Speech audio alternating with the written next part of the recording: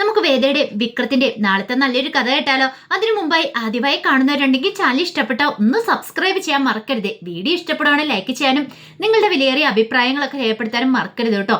അങ്ങനെ നാളത്തെ കഥയില് എസ്.ഐ. സാബു മാഷിനെ ചോദ്യം ചെയ്യാനായിട്ട് വീട്ടിലേക്ക് വരുന്നുണ്ട്. ഈ സമയത്ത് മാഷും കമലയും കൂടെ അങ്ങോട്ട് ഇറങ്ങി വരുന്നേ. മാഷിനെ കണ്ടു കഴിഞ്ഞപ്പോൾ സാബു ചോദിച്ചു, എങ്ങനെയുണ്ട് മാഷേ? വയ്യായികൊക്കെ കുറഞ്ഞോന്ന് ചോദിച്ചു. ഇത് കേട്ട് കഴിഞ്ഞപ്പോൾ മാഷ് ചോദിച്ചു, അല്ല സാറെന്തിനാ ഇപ്പൊ വന്നേന്ന് ചോദിച്ചു. വന്നേന്നോ? അല്ല, മുമ്പ് നിങ്ങളെ കാണാതെ പോയെന്ന് പറഞ്ഞൊരു പരാതി കിട്ടിയിട്ടുണ്ടായിരുന്നു. പിന്നെ നിങ്ങളെ കണ്ടു കിട്ടുകയും ചെയ്തു. പിന്നെ അതിനെക്കുറിച്ച് അന്വേഷിക്കണ്ടേ? അതിനെക്കുറിച്ച് അന്വേഷിക്കേണ്ട ചുമതല ഞങ്ങൾക്കുണ്ട്. നിങ്ങൾ എവിടെയായിരുന്നു, എന്തായിരുന്നു അറിയത്തില്ല.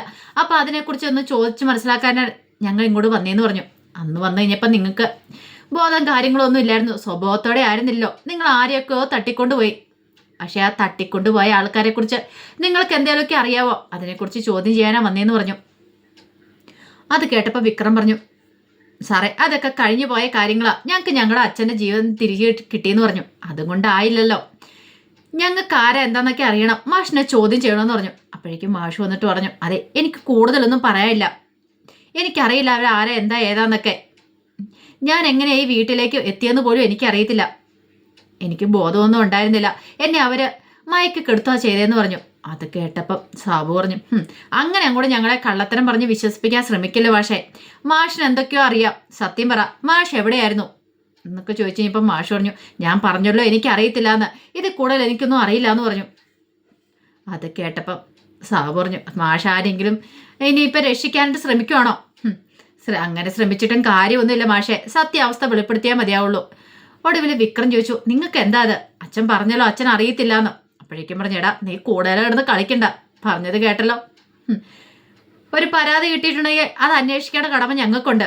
പിന്നെ മാഷിന് ബോധമില്ലാതെ ഹോസ്പിറ്റലിൽ കിടന്നുകൊണ്ടാണ് അന്ന് ഞങ്ങൾ പിന്നീട് പോയത്. പിന്നീട് ബോധം തെളിഞ്ഞ് കഴിയുമ്പോൾ ഞങ്ങൾക്ക് വന്ന് കാര്യങ്ങളൊക്കെ അന്വേഷിക്കേണ്ട ചുമതലയുണ്ടെന്ന് പറഞ്ഞു. മാഷ് പറഞ്ഞു, എനിക്കറിയത്തില്ലെന്ന് തന്നെയാണ് പറയണേ. കാരണം മാഷിനി എന്തേലും കാര്യം ഓർമ്മയുണ്ടോ? തട്ടിക്കൊണ്ട് പോയത് അവനാണോ ശ്രീകാന്ത് ആണോ എന്നൊക്കെ അറിയാവോ ഇല്ലയോന്ന് അറിയാൻ വേണ്ടിയിട്ട് ശ്രീകാന്ത് പറഞ്ഞു വിട്ടതാണ് സാബുവിനെ. മാഷിനൊരു കാര്യം ഓർമ്മയില്ലെന്ന് മനസ്സിലായി. പിന്നീട് പറഞ്ഞു, ശരി അങ്ങനെയാണ് കാണട്ടെ, ഓർമ്മ കിട്ടണം പറയണമെന്നും പറഞ്ഞുകൊണ്ട് അയാൾ അങ്ങോട്ടേക്ക് പോവണം. ഈ സമയത്ത് വിക്രം മാഷിനോട് ചോദിച്ചു, അല്ലച്ചാ അച്ഛൻ ഇത്തിരി പോലും അതിനെക്കുറിച്ചൊരു ഓർമ്മ കിട്ടുന്നില്ലേന്ന് ചോദിച്ചു. എനിക്കറിയില്ലടാ മോനെ, ഞാൻ പറഞ്ഞല്ലോ എന്നെ ആരാ കടത്തിക്കൊണ്ട് പോയത് എന്തിനാ ഏതിനാന്നൊന്നും എനിക്കറിയില്ല എന്ന് പറഞ്ഞു. അപ്പോഴേക്കും കമൽ പറഞ്ഞു, ഭാഗ്യത്തിന് ജീവൻ തിരികെ കിട്ടിയല്ലോ, അത് തന്നെ നല്ലൊരു കാര്യം. പക്ഷെ വിക്രത്തിന്റെ മനസ്സിലേക്ക് ചില സംശയങ്ങളൊക്കെ ഉണ്ടായി. ഇയാൾ എന്തിനാ പിന്നെ ഇത്രയും ദിവസം കഴിഞ്ഞിട്ട് ഈ ചോദ്യം ചോദിച്ചുകൊണ്ട് വീണ്ടും വന്നിരിക്കുന്നേ? ഒരു പക്ഷേങ്കിൽ അച്ഛൻ എന്തെങ്കിലും അറിയാമെന്ന് അറിയാൻ വേണ്ടിയിട്ടാണോ ഈ പറയുന്ന സാബുവിന് ഇതിനകത്ത് എന്തെങ്കിലും പങ്കുണ്ടോ? സാബുവിന് അറിയാവുന്ന ആരെങ്കിലും ആണോ ഈ പരിപാടി ചെയ്തിരിക്കുന്നേ? അച്ഛനെ തട്ടിക്കൊണ്ട് പോയത് ഒരു പക്ഷെ അച്ഛൻ അതിനെക്കുറിച്ച് എന്തെങ്കിലും ഓർമ്മയുണ്ടെങ്കിൽ അച്ഛൻ പറയുമെന്ന് വിചാരിച്ചിട്ടാണോ? അങ്ങനെ പല പല ചിന്തകളും മനസ്സിലേക്ക് വരികയാണ് വിക്രത്തിന്റെ. ഒരു പക്ഷേങ്കിൽ ഈ പറയുന്ന ആരോ ഭയക്കുന്നുണ്ട് അച്ഛൻ എന്തെങ്കിലും സത്യങ്ങൾ പുറത്ത് പറയുമെന്ന്. അപ്പൊ അതൊക്കെയാണ് കാര്യങ്ങളെന്ന് വിക്രത്തിന് മനസ്സിലായി. അതാരാ എന്താന്ന് കണ്ടെത്തുക തന്നെ വേണം. ഇതിനകത്ത് എന്തോ ഒരു ചതിയുണ്ട്. വേദമായിട്ട് ബന്ധപ്പെട്ട എന്തെങ്കിലും കാര്യമാണോ എന്ന് പോലും വിക്രത്തിന് മനസ്സിലേക്ക് സംശയം വരുന്നുണ്ട്. ഒരു പക്ഷേങ്കിൽ അവൾ ഈ വീട്ടിൽ നിന്ന് പോകാൻ കാരണം താനല്ല, തന്നോടുള്ള വഴക്കും കാര്യങ്ങളൊന്നും ഇല്ല. അത് അച്ഛനോട് അവൾ തുറന്നു പറഞ്ഞു കഴിഞ്ഞു. ഈ കുടുംബത്തിലുള്ളവരെ സങ്കടപ്പെടാതിരിക്കാൻ വേണ്ടിയിട്ടാണ് പോലും. അങ്ങനെയാണെങ്കിൽ എന്തായിരിക്കും അവളുടെ മനസ്സിൽ?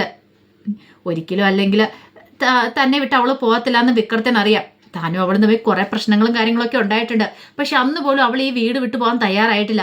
പക്ഷെ പെട്ടെന്ന് ഇങ്ങനൊരു തീരുമാനം എടുത്ത് പോകണമെങ്കിൽ അത് തന്നോട് പോലും ഒരു വാക്ക് പറയാതെ താൻ വന്നിട്ടാണെങ്കിൽ ഇതിന് സമ്മതിക്കില്ല എന്നറിയാം, വിടത്തില്ല എന്നറിയാവുന്നതുകൊണ്ട് അവൾ പോയിരിക്കുന്നത്. അതൊക്കെ ഓർത്ത് കഴിഞ്ഞപ്പോഴത്തേനും വിക്രത്തിന് ഇത് എങ്ങനെയും കണ്ടുപിടിക്കണം എന്നൊരു ചിന്തയുണ്ടായി. ആ സമയം വേദ ഭയങ്കര വിഷമത്തിലായിരുന്നു.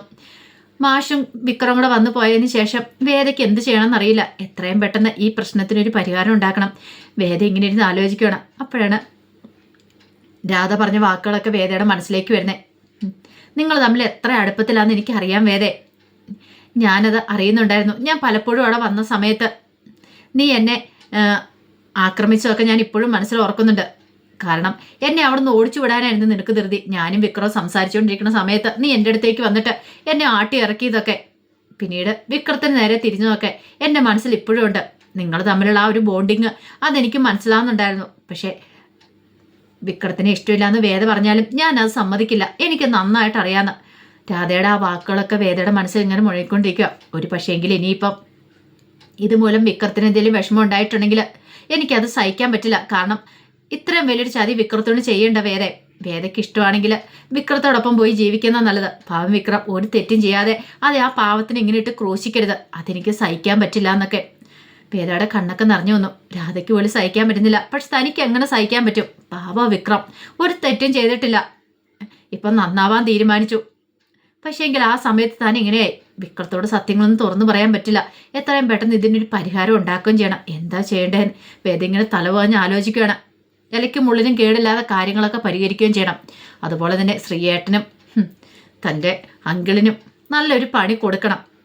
ഇതങ്ങനെ വെറുതെ വിട്ടിട്ട് കാര്യമില്ല. അതോടൊപ്പം തന്നെ ഡിവോഴ്സ് പേപ്പർ സൈൻ ചെയ്ത് മേടിച്ചിരിക്കുകയാണ്. അങ്ങനെ ആലോചിച്ചുകൊണ്ടിരിക്കുന്ന സമയത്താണ് ശ്രീകാന്ത് അങ്ങോട്ടേക്ക് മുറിയിലേക്ക് വരുന്നത്. ശ്രീകാന്ത് വന്നിട്ട് വേദയോട് ചോദിച്ചു, നിന്റെ അമ്മായിച്ചൻ ഇന്ന് കാണാൻ വന്നിട്ടുണ്ടെന്ന് അറിഞ്ഞല്ലോ, എന്നിട്ട് എന്ത് പറഞ്ഞിട്ട് പോയെന്ന് ചോദിച്ചു. അത് കേട്ടപ്പോൾ വേദ ചോദിച്ചു, അത് ശ്രീയേട്ടനോട് ഞാൻ പറയേണ്ട കാര്യം എന്താ? ദേ ഒരു കാര്യം ഞാൻ പറഞ്ഞേക്കാം, അമ്മായിച്ചൻ വന്നാലും ഇനിയിപ്പം നിന്റെ ഭർത്താവ് വന്നാലും ആ കൂടെ പോവാനൊരു മോഹം ഉണ്ടെങ്കിലുണ്ടല്ലോ അതങ്ങോട്ട് മനസ്സിൽ നിന്ന് കളഞ്ഞേരെ. നീ ഒരു പേപ്പറിൽ എനിക്ക് സൈൻ ചെയ്ത് തന്നിട്ടുണ്ട്, ഡിവോഴ്സ് പേപ്പറിൽ, അറിയാലോ. അത് ഞങ്ങൾ അടുത്ത ദിവസം അങ്ങോട്ട് ഫയൽ ചെയ്യാൻ പോവാന്ന് പറഞ്ഞു. ഇത് കേട്ടപ്പോൾ വേദ പറഞ്ഞു, ഫയൽ ചെയ്തുകൊണ്ട് ആയില്ലല്ലോ ശ്രീയേട്ടാ, ഞാനും കൂടെ സമ്മതിക്കണ്ടേ? നീ എന്താടി പറഞ്ഞേ? നീ സമ്മതിക്കില്ലെന്നോ? നിന്നെ കൊണ്ട് സമ്മതിപ്പിക്കാനുള്ള മാർഗങ്ങളൊക്കെ എനിക്കറിയാമെന്ന് പറഞ്ഞു. അത് കേട്ടപ്പോൾ വേദ പറഞ്ഞു, നിങ്ങൾ പറഞ്ഞ പോലെ ഞാൻ ഈ വീട്ടിലേക്ക് വന്നു, പക്ഷേ ഡിവോഴ്സ് മേടിക്കണോ വേണ്ടെന്നൊക്കെ ഞാനാ തീരുമാനിക്കുന്നത്. അതെൻ്റെ പേഴ്സണൽ കാര്യമാണ്. അതിൻ്റെ അകത്ത് തലയിടാൻ വന്നിട്ടുണ്ടെങ്കിൽ ഉണ്ടല്ലോ, പിന്നെ നീ ഇപ്പം എന്ത് ചെയ്യുമെന്നാ? നിനക്കൊരു മോഹം കാണുമായിരിക്കും തിരികെ ആ വീട്ടിലേക്ക് പോകണമെന്ന്. അങ്ങനെ ഒരു മോഹം ഉണ്ടെങ്കിൽ അത് മനസ്സിൽ വെച്ചാൽ മതി. എന്താണെങ്കിലും ഈ ജന്മത്തിൽ അത് നടക്കാൻ പോകുന്നില്ലടി. നിന്നെ അങ്ങോട്ടേക്ക് പറഞ്ഞു വിടാൻ പോകുന്നില്ല. നിന്റെ കല്യാണം ഞങ്ങൾ ഇവിടെ വെച്ച് അതിഗംഭീരമായിട്ട് നടത്തുക തന്നെ ചെയ്യും. അവനുമായിട്ടുള്ള ഡിവോഴ്സ് മേടിച്ചതിന് ശേഷം നീ സമ്മതിക്കും, അല്ലെങ്കിലുണ്ടല്ലോ സംഭവിക്കാൻ പോകുന്ന ദുരന്തം മൊത്തം മാഷിൻ്റെ വീട്ടുകാർക്കായിരിക്കും. അറിയാലോ മാഷിന് സംഭവിച്ച ദുരന്തം എന്താന്ന്. ഇനി അതുപോലെ അവിടെ വേറെ പലർക്കും സംഭവിക്കും, വിക്രത്തിനുൾപ്പെടെ. അത് ഇല്ലാതെ ആവണമെങ്കിൽ നീ അടങ്ങി ഒതുങ്ങി ഞാൻ പറയുന്ന അനുസരിക്കണമെന്ന് പറഞ്ഞു. അത് കേട്ടപ്പോൾ വേദ പറഞ്ഞു, ശ്രീയേട്ടൻ്റെ ഈ വിരട്ടലും കാര്യങ്ങളൊക്കെ ഇനി മനസ്സിൽ വെച്ചാൽ മതി. ഇനി വേദ തീരുമാനിക്കും എന്താ ചെയ്യേണ്ടതെന്ന്. അങ്ങനെ ഓലപ്പാമ്പിനെ കാണിച്ച് പേടിപ്പിക്കാൻ എന്നെ ശ്രമിക്കണ്ടെന്ന് പറഞ്ഞിട്ട് വേദ ദേഷ്യപ്പെട്ടം കൊണ്ട് ഇറങ്ങിപ്പോവാണ്. ശ്രീകാന്തിന് മനസ്സിലായി അങ്ങനെ പെട്ടെന്നൊന്നും ഇനി ഇവള് പിടി തരത്തില്ല എന്ന്. ഇവള് രണ്ടും കൽപ്പിച്ച എങ്ങാനും അച്ഛൻ അറിഞ്ഞിട്ടുണ്ടെങ്കിൽ അതോടുകൂടി തീർന്നെന്ന് മനസ്സിലായി. ഈ സമയത്ത് വിക്രം പിന്നീട് വർക്ക്ഷോപ്പിലേക്ക് ചെല്ലുവാണ്. വർക്ക്ഷോപ്പിലേക്ക് ചെന്ന് രാജേട്ടനുമായിട്ട് സംസാരിക്കുന്ന സമയത്ത് വിക്രം പറഞ്ഞു, ഒരിക്കലും വേദ എന്നെ ഉപേക്ഷിച്ചിട്ട് പോയില്ലെന്ന് എനിക്കറിയായിരുന്നു. അവളുടെ മനസ്സിൽ എന്നോടുള്ള ദേഷ്യമൊന്നുമില്ല. അപ്പോഴേക്കും ജോസഫ് ചോദിച്ചു, പിന്നെയോ? അവളുടെ മനസ്സിൽ വേറെ എന്തൊക്കെയോ കാര്യങ്ങളുണ്ടാ. അച്ഛനെ കാണാതായപ്പോൾ മുതലാണ് അവളുടെ മനസ്സിൽ ഇങ്ങനെ വിഷമങ്ങൾ ഞാൻ കണ്ടു തുടങ്ങിയത്. ഞാനുമായിട്ടൊരു അകൽച്ച, തൊടുന്നതിനും പിടിക്കുന്നതിനെല്ലാം ദേഷ്യം. ഒരു തവണ അവളുടെ ചേട്ടൻ്റെ ഓഫീസിൽ നിന്ന് ഇറങ്ങി വരുന്ന ഞാൻ കണ്ടെന്ന് പറഞ്ഞു. അത് കേട്ടപ്പോൾ രാജേട്ടൻ ചോദിച്ചു, എടാ വിക്രം, ഇനിയിപ്പം നിന്റെ അച്ഛനെ തട്ടിക്കൊണ്ട് പോയത് ഈ പറയുന്ന ശ്രീകാന്ത് ആയിരിക്കുമോ? ശ്രീകാന്തോ? അതെ. അല്ല ഞാനിൻ്റെ ഒരു സംശയം പറഞ്ഞാ ഒന്ന് ആലോചിച്ച് നോക്കിയേ. ഇനിയിപ്പോൾ അത് വേദയ്ക്ക് അറിയാമെങ്കിലോ? വിക്രം ആലോചിച്ച് നോക്കി, ചിലപ്പോൾ അതാണോ? ഇനിയിപ്പോൾ അങ്ങനെ എന്തെങ്കിലും പറഞ്ഞാൽ അവളെ ബ്ലാക്ക് മെയിൽ ചെയ്ത് വെച്ചിരിക്കുന്നതാണോ എന്ന് അറിയത്തില്ലോ. അല്ല ഈ തട്ടിക്കൊണ്ട് പോയ ആൾക്കാർക്ക് വേറെ ഉദ്ദേശമൊന്നും ഉണ്ടായിരുന്നില്ല. മാഷിനെ കൊല്ലാനല്ലേ, നിന്റെ അച്ഛനെ കൊല്ലാനല്ലേ, മൈക്ക് കിടത്തു വരെ ചെയ്തേ.